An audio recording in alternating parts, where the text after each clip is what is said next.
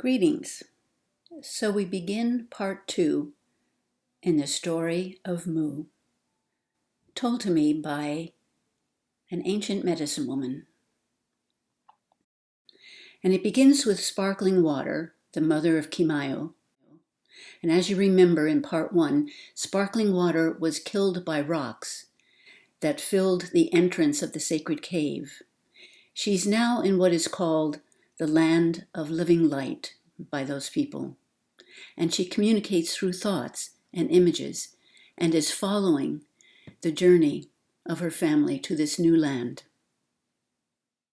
So, sparkling water, and in her language the name meant one whose innocent love heals naturally.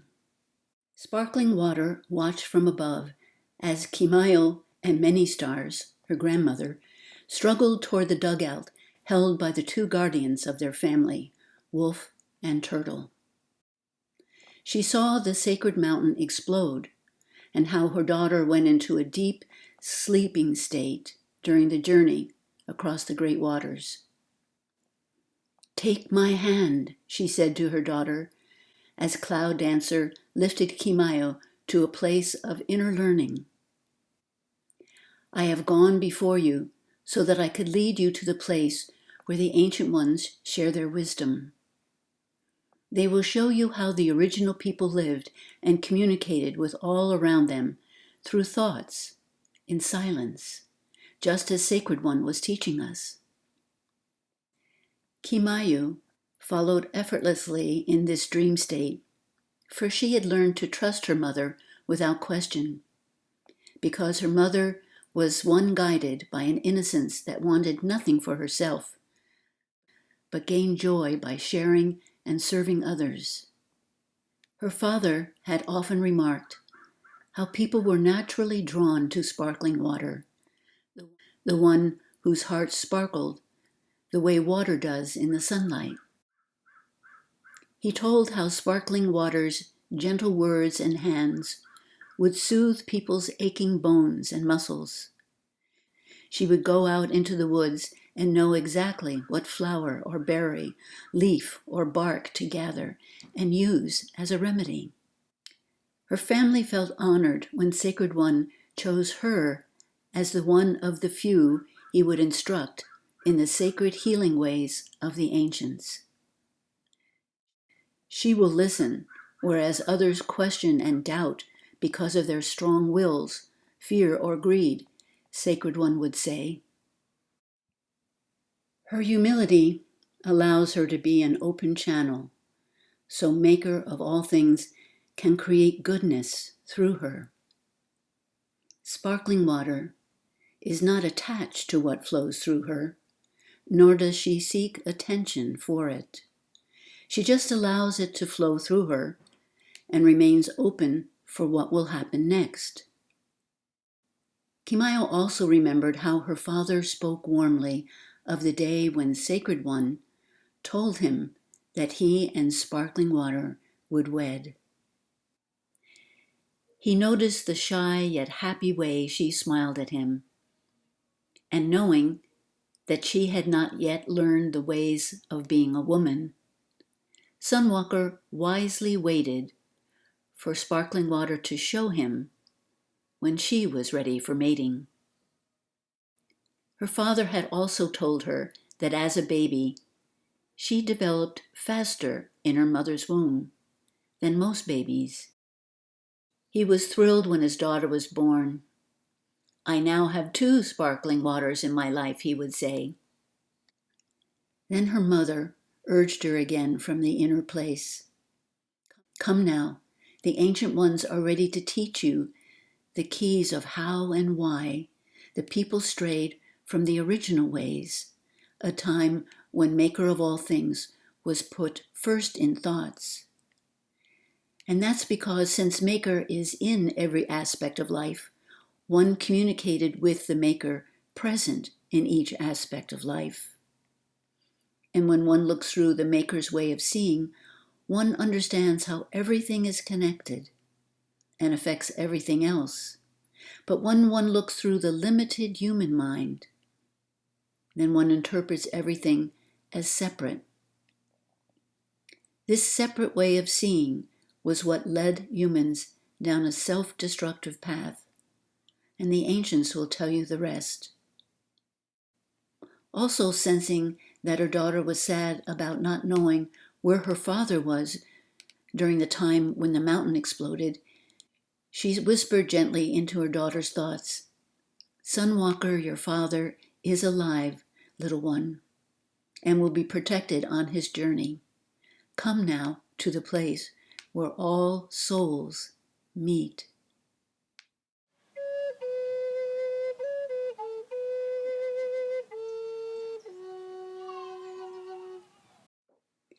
And now we will hear SunWalker's perspective. SunWalker is Keymyu's father, and his name in the ancient language meant one who walks with the inner light. SunWalker enjoyed practicing the kicks that Sacred One had taught him for self-defense and to focus his mind. His opponent in the game today had a fake knife, but was playing with the intention of outwitting this skillful SunWalker.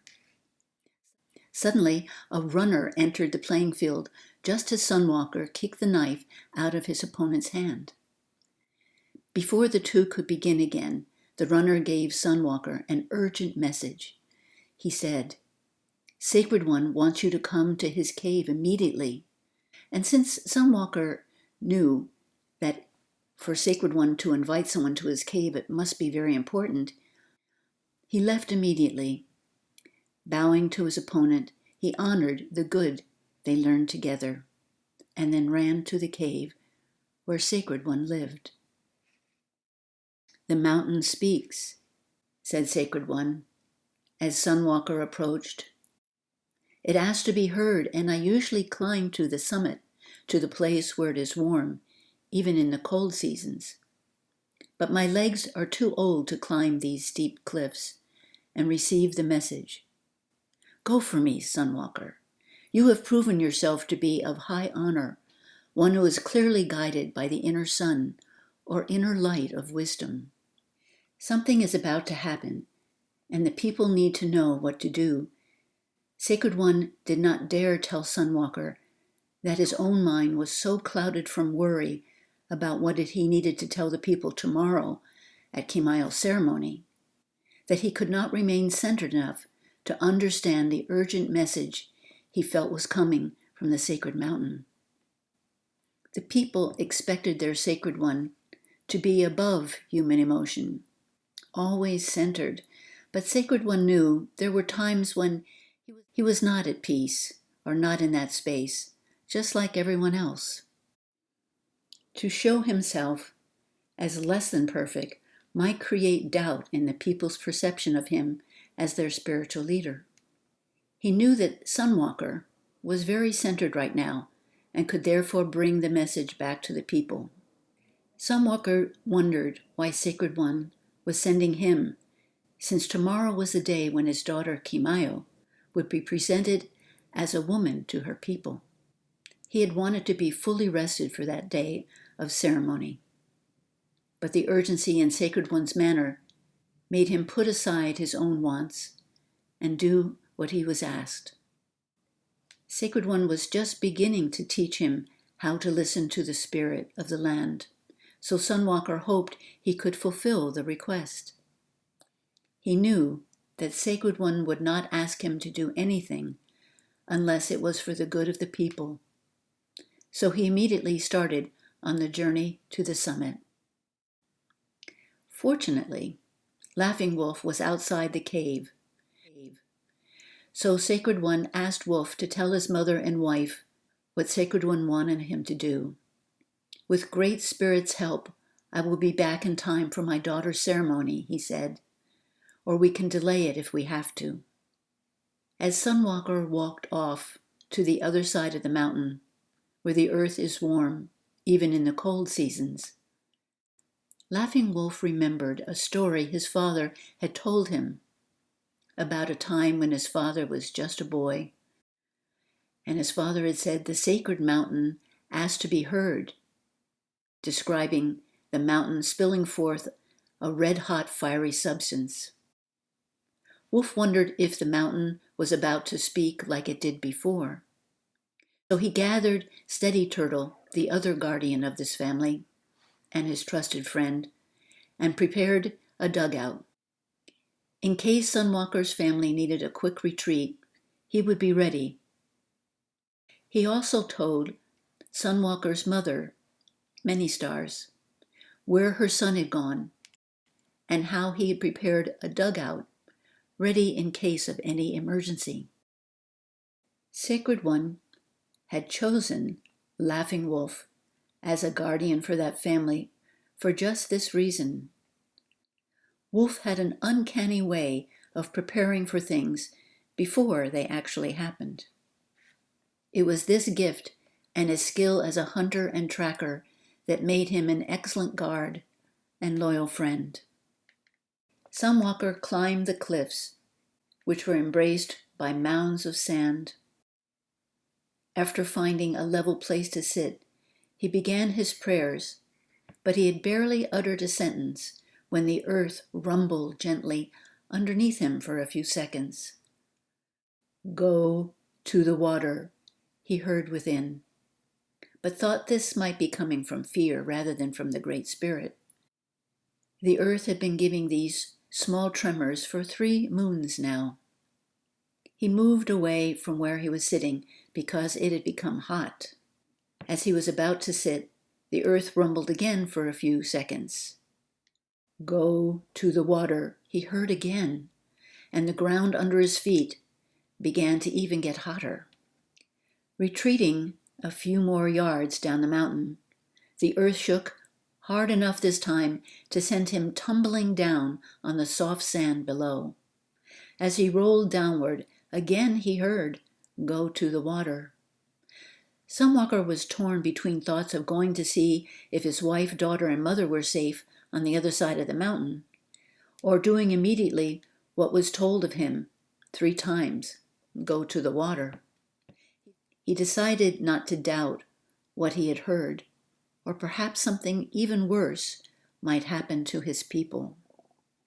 So he ran as fast as he could to a place near the water where dugouts were stored by his people, and he paddled out away from the island.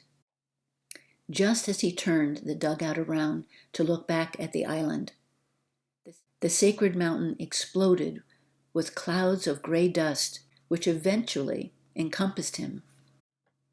Concentric circles of high waves moved him farther and farther away from the island, although his thoughts were of rowing back to see if he could find his family. His eyes stung with gray soot, and he was blinded in his efforts. A piece of flying debris from the explosion knocked him unconscious in his dugout. Whirls of white mist filled his mind as Cloud Dancer gathered him up and took him to the place where all souls meet. There he saw the face of Sacred One emerging from a cloud. And Sacred One said, "I have passed from the earth and am in the land of light now, as is your wife, Sparkling Water, and many other people from the land of Mu, who were killed by the earthquake and explosion. We will guide you on your journey to the new land, where the sacred ways must be remembered and followed. Remember what I taught you about becoming at one with all of life around you. By aligning with the Maker of all things, as you need water, it will be supplied, and as you need food, it will come to you." SunWalker was awakened as a light rain washed across his face. He drank the fresh water which had collected in leaves in his dugout, and used leaves and twigs to make containers to hold as much water as he could collect. Some of the twigs, which had blown into his dugout from the great wind of the explosion, had berries on them. He made sure to thank Maker of all things for all that was supplied to him. There was enough twine to make nets, and when he was hungry, he called upon the beings of the great water to help him, and they presented themselves to be eaten. All of these things were a natural way for the ones who had gone to the island with Sacred One, for he had taught them the power that comes from inner work. He had said, "Focus first on the inner, and the outer will come forth from the intention of your heart. If you have malice or manipulation in your heart, things will be repelled away from you. But if you have love, without any wants or fears, all things will feel at peace with you and be drawn to you naturally." There are those who fool people with their outward display of magic, but a wise person will look beyond the outer shell to the inner intention of the heart. This is why SunWalker was drawn to sparkling water, he remembered. Her heart was clear, innocent, with no schemes of wanting, nor any barriers from fearing. He had taken time to get to know her as a good and trusted friend. Soon they realized that they knew each other's thoughts simultaneously. They had become a good team, balancing each other when things around them became stressful. One of the happiest days of SunWalker's life was when his wife gave birth to Keymyu. It was Sacred One who named her. He told them that they would have a greater understanding of that name in the days to come. And since the baby giggled with glee whenever anyone said the name Keymyu, they decided to accept Sacred One's suggestion and gave her that name at the naming ceremony. Without much food or water, as moons passed, SunWalker drifted in and out of sleep, visions, prayers, and memories. Although his human mind wanted to doubt his ability to survive, he kept focusing his thoughts back to trusting the Maker of all things. He felt sparkling water, sending him strength and encouragement. She would not let him give in to fear. It felt as though she was right there with him as his companion on this journey. After what seemed like a full cycle of seasons, SunWalker saw what appeared to be land in the distance and paddled with all his might until he reached the shore. Totally exhausted, he plopped down on the warm sand and fell asleep until awakened by the morning sun. A strange sound caught his attention, and a multicolored bird flew to a tree nearby to observe this stranger in its territory. He laughed when the bird gave its trumpeting call. Remembering that Sacred One had said to observe the birds and animals for messages, he began to follow the bird into the jungle, but came to a place where large snakes wound themselves around trees and slithered along the ground. "Great Spirit, help my daughter and mother if they have also landed on this strange land." He decided to return to the beach where he could see the sky more easily and trust the waters to provide food as needed.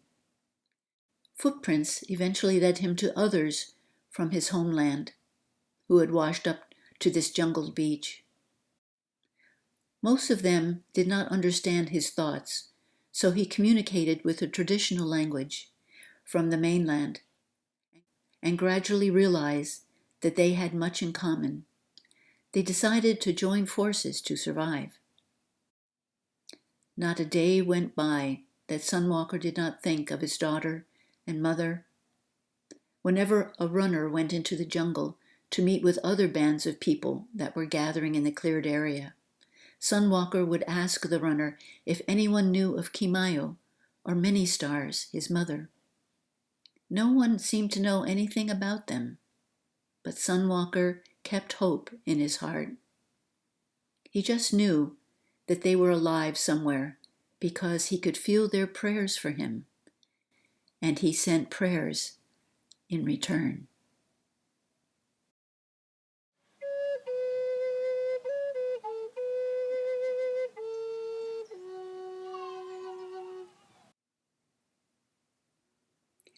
So I'd like to comment at this phase in our story of Mu that many of the words used in this story were not the words that I would commonly use before this story came to me.